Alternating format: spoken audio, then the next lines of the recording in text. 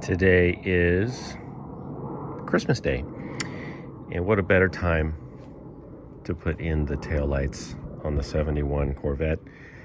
I've got these all reconditioned as best as I can. I've got a new set of lens screws. I've got the weather foam gaskets.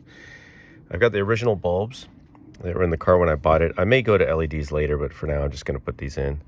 Got everything cleaned up and ready to go. So it's just a matter of first putting in the foam, and these are not even all the way around. In other words, you have to put it in a certain way. I marked the top, so these go in like this, and I think I'm just gonna set these in. I'm not gonna glue them in. I think when I bought the car, these were like glued in, but it was kind of a pain in the butt to get them out, so I'm just gonna do this.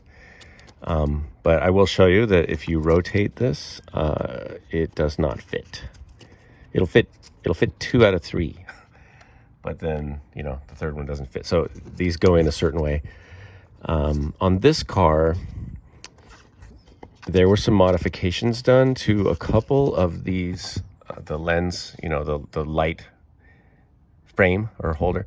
And there's usually like a riveted, threaded rod, right, that goes in through the back. I went ahead and replaced all those with just bolts, nuts and bolts, but that's why these look like this. These also do need to be grounded, so I have another video on what I did to ground these, but you guys got to make sure if you replace these with nuts and bolts, make sure that you don't do it on a painted surface. Grind it down, make sure there's metal to metal contact. If you have zinc bolts, then you need to strip the zinc off. I use muriatic acid, or not muriatic, I use muriatic acid to strip the zinc off. Anyway, just gonna put these in. It's kind of a no-brainer, nothing highly technical, but I'll show you what they look like, and I'll point out any tips I can along the way. Should be pretty simple.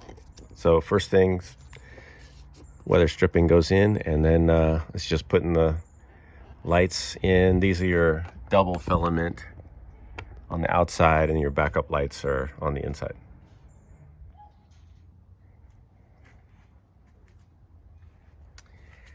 Okay, nothing fancy, you guys. That's it.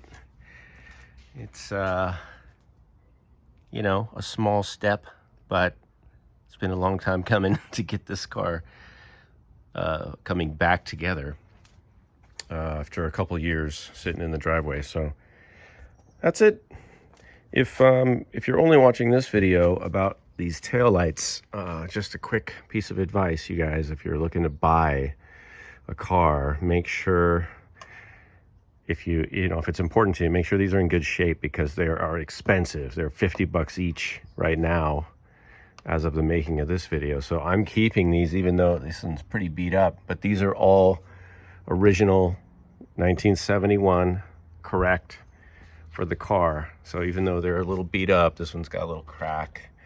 This one's in okay shape, probably the best one. This one has some issues. This one's a little foggy, a little hazy, but you know, it's okay. But just take care of those things, because they're expensive. It's $200 right there just in plastic. See you later.